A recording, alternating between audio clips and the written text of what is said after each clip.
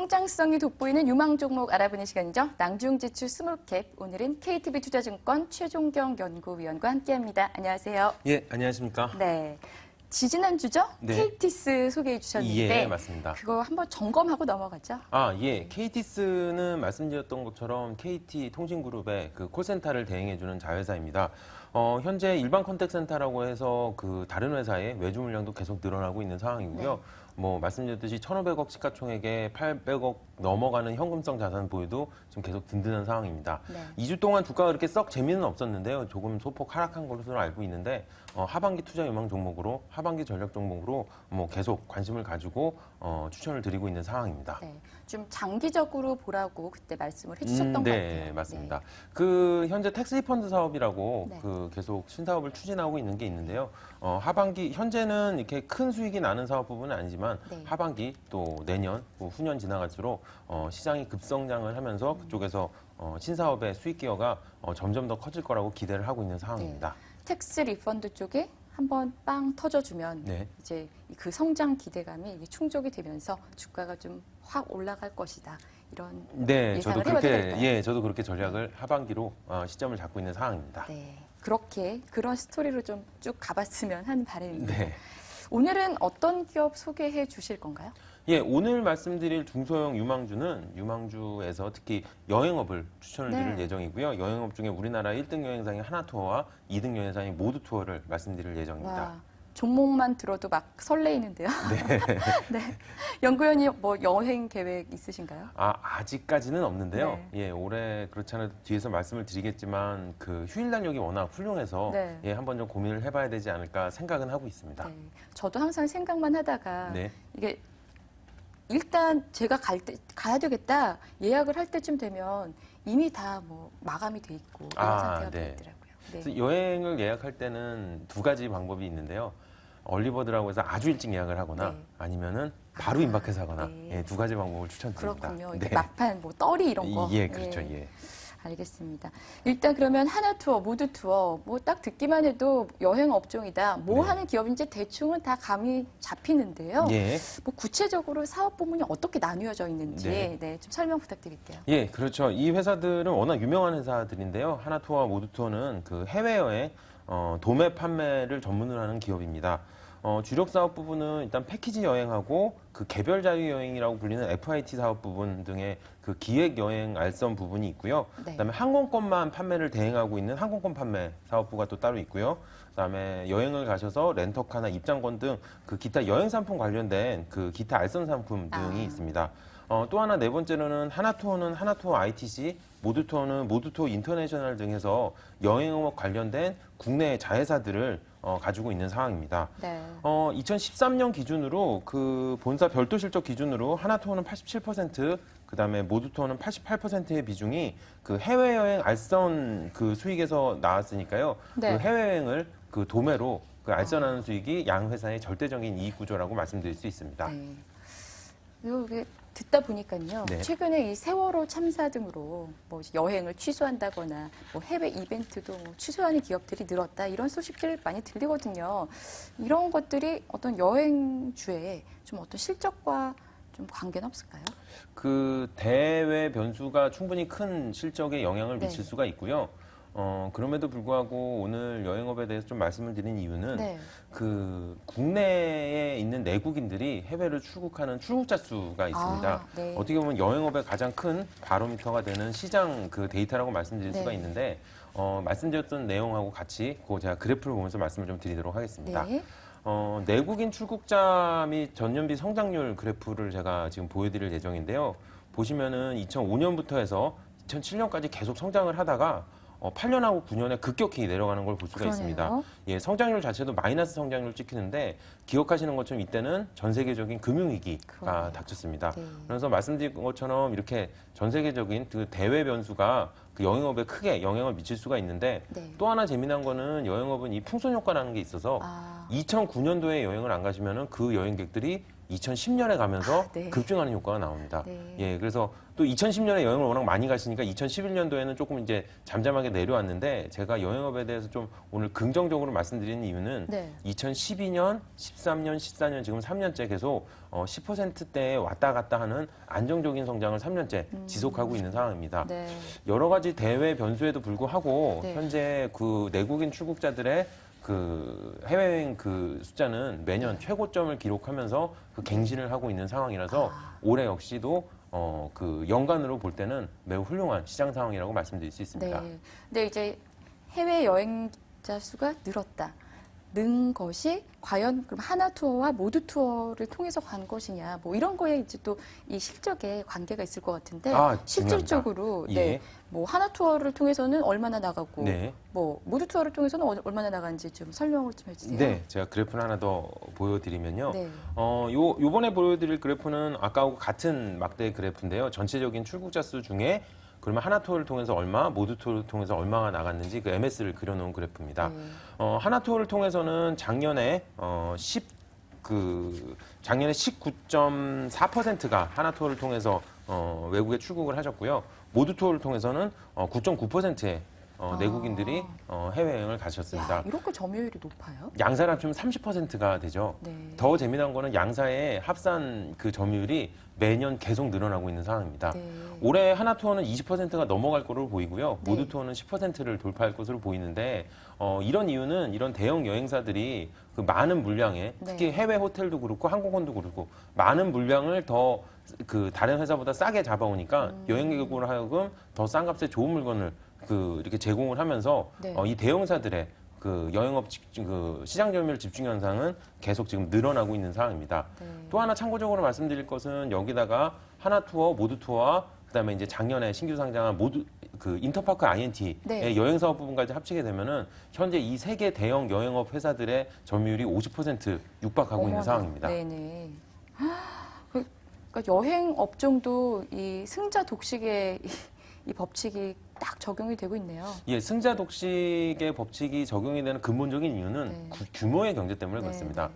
그러니까 비행기를 좌석을 10석 잡을 때와 네. 100석 잡을 때의 그 제공 가격이 다르기 그렇죠. 때문에 그렇죠. 네. 예, 그래서 더 많은 비행기를 더 싼 값에 성수기의 비행기를 더 많이 확보하고 있는 대형 여행사들이 시장 점유율을 더 늘려갈 수밖에 없는 네. 상황입니다. 그럼 실질적으로 하나 투어를 통해서 비행기표를 사는 게 싼가요? 하나 투어, 모두 투어, 인터파크 INT 말씀드렸던 것처럼 네. 대형사들을 통해서 사는 게 현재 지금 가장 저렴한 상황이고요. 그렇군요. 예, 특히 그 항공권의 점유율만 놓고 보면은 네. 계속 이 대형사들의 그 점유율이 더 늘어나고 있는 그런 상황입니다. 네. 근데 지금 우리나라가 조금 이제 여행의 어떤 트렌드가 변하고 있는 게 예전 같으면 이제 우르르르르 이렇게 모여서 패키지 네. 관광을 정말 많이 했다면 요즘은 자유여행을 좀 많이 선호하는 좀 그런 변화가 있더라고요. 그런 변화의 어떤 좀 이 여행사들의 그 대응 변화라든지 이런 건 없습니까? 네, 정확한 지적이시고요. FIT라고 하죠. 개별 자유여행들이 지금 계속 늘어나고 있는 상황입니다. 특히 인터파크 INT 같은 경우는 개별 여행 쪽에 좀 더 강한 드라이브를 걸면서 시장에서 점유율을 늘려가고 있는 상황인데요. 이에 맞서서 기존의 패키지 여행의 강자였던 하나투어나 모두투어도 네. 개별 자유여행 쪽으로 사업 영역을 확대하면서 시장 점유율을 지켜나가고 있는 상황입니다. 네. 또 하나 재미난 거는 말씀하셨던 것처럼 과거에 저희 여행 형태가 패키지 여행에서 지금 현재 개별 자유여행으로 많이 옮겨오고 있기는 그렇죠. 한데 네. 참 재미난 게 최근에 그 여행업계에서 유럽 여행이 특히 그 장년층 이상의 그 고객분들한테 유럽 여행이 인기를 끌면서 아, 그래요? 예, 왜냐하면 유럽 여행을 장년층이 가실 때 혼자 가실 수가 없잖아요. 그렇죠. 장년층들은 패키지를 많이 선호를 그렇죠. 하시더라고요. 그래서 패키지 사업부가 지금 다시 부활하고 있는 상황입니다. 그게 아마 그 꽃보다 할배 그 영향이 좀 크지 않았을까 싶기도 매우 하고요. 컸었다고 말씀드릴 수가 있어요. 네. 예, 그래서 그 방송 이후로 제일 처음에 이제 단기적으로 영향을 미쳤던 거는 대만 여행이 폭발을 하더니 그 이후에 이제 유럽 여행이 네. 지금 계속 늘어나고 있는 상황이고요. 실제로 여행사들의 그 사업 부분의 그 매출 비중을 보면은 유럽 사업부의 실적이 계속 늘어나면서 또 한 가지 재미난 거는 그 패키지 여행이 가까운 데 가실 때보다 유럽 여행을 가시는 분들이 많아지다 보니까 전체적인 여행사의 ASP가 계속 올라가는 지금 상황입니다. 단가가 좀 올라가면서. 단가가 계속 올라가죠. 네. 아무래도 멀리 가게 되니까요. 네. 예, 그래서 여행사들로서는 이러니 저러니 지금 계속 좋은 영업 환경이 있다고 말씀드릴 수가 있습니다. 네. 아무래도 중장년층 같은 경우에 유럽까지 가기가 조금 부담스러웠을 텐데 이 꽃보다 할배 보니까 나도 할 수 있겠다 뭐 이런 생각 들지 않았을까 싶기도 물론입니다. 해요. 용기를 네. 얻으신 거죠, 다들. 네. 먼 길 가는 거에. 그렇군요. 내국인의 해외 여행에 가장 큰 영향을 미치는 것 중에 하나가 또 그 휴일의 어떤 배치도일 것 같아요. 매우 중요하고요. 네. 제가 과거 몇 년간의 그 휴일 배치도를 먼저 한번 좀 말씀을 드리도록 하겠습니다. 네. 그 표를 보시면은 2009년부터 작년까지 그 휴일의 배치가 나와 있는데 제가 말씀드리고 싶은 거는 일단 2009년 먼저 말씀을 좀 드릴게요. 보시면 눈으로 보셔도 10여일의 연휴가 다 토요일하고 일요일에 걸려 있습니다. 네. 이렇게 되면 실제로 직장인들이 놀러 갈 날짜가 없어지죠. 그래서 2009년에는 금융위기까지 겹치면서 아주 최악의 여행업 환경이었다고 말씀드릴 수가 있고요. 네, 진짜 최악이네요. 최악이었죠, 예. 네. 재미난 거는 2010년에 추석을 한번 봐주시면 좋을 것 같아요. 네. 추석 연휴가 화수목에 걸리죠. 네. 예, 이렇게 되면은 그 징검다리 연휴를 포함해서 적게는 6일, 많게는 9일까지 연휴가 가능하게 네. 됩니다. 이런 연휴는 2011년 설날에도 나왔었고요. 2012년 추석에도 이렇게 긴 연휴를 갈 수 있게 됐습니다. 말씀드렸듯이 연휴 날짜가 길어지게 되면 현상이 여행객들이 가까운 데 가시는 여행분들이 먼 곳에 여행을 가기 때문에 네. 여행사들의 ASP가 상승을 하면서 여행사들의 실적이 급증을 하게 되는데 네. 너무나 재미나게도 말씀드린 2010년의 추석과 2011년 설날, 2012년 추석이 포함되었던 분기가 여행사들이 최고 실적을 기록한 그런 분기였습니다. 네. 그러니까 고객들이 멀리 갈수록 여행사들이 이득이군요. 그렇죠. 네. 그래서 이쯤에서 제가 올해 달력을 또 말씀을 좀 드리도록 네네. 하겠습니다. 이번에 나오는 그래프는 올해 휴일 달력을 그려놨는데요. 올해는 전년과 좀 많이 다른 게 있습니다. 일단 이게 법적 공휴는 아니지만 많은 직장인들이 쉬는 근로자의 날을 포함해서 5월에 목금토일 월화 징검다리 연휴가 있었습니다. 네, 이번 좋았어요. 주죠. 예, 좋았어요. 예. 지방선거는 물론 선거를 하고 가야 되겠지만 네. 6월 4일 수요일부터 해서 현충일까지 수목금토일 연휴가 네. 또 기다리고 있고요. 또 하나 올해부터 시작되는 게 추석 대체휴일이 시작이 됩니다. 네. 그래서 원래 추석 연휴가 일요일, 토일, 월, 화로 끝나야 되는데 네. 올해는 수요일까지 쉬게 됩니다. 아, 그래요? 예.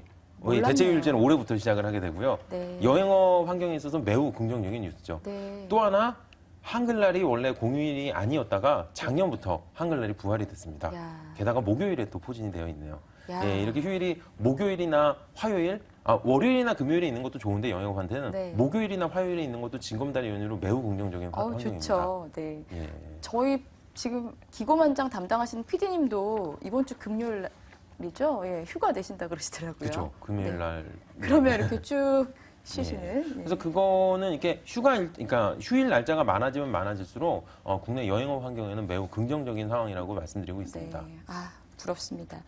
최근에 이제 원화 강세가 막 두드러지면서 뭐 1020선이 뭐 한번 깨졌다가 또 뭐 다시 올랐다가 지금 계속 원화 강세는 앞으로도 계속 좀 이어질 것이다 이런 전망이 우세한데요. 이 원화 강세와 어떤 여행주와의 관계는 좀 어떻게 상관관계가 있습니까?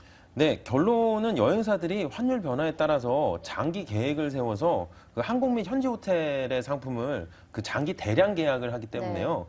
사실 환율 변동이 실적으로 바로 영향을 미치지는 않습니다. 그래요? 그런데 다만 환율이 하락하게 되면은 즉 원화가 강세 시기에는 여행자들 개인이 느끼는 그 해외 여행에서 쇼핑 등 개인 경비들의 부담이 줄어드는 작용이 있어가지고요. 여행업에는 매우 긍정적인 건 맞습니다. 그러니까요. 예, 최근에 환율 그래프를 좀 말씀을 드리면요.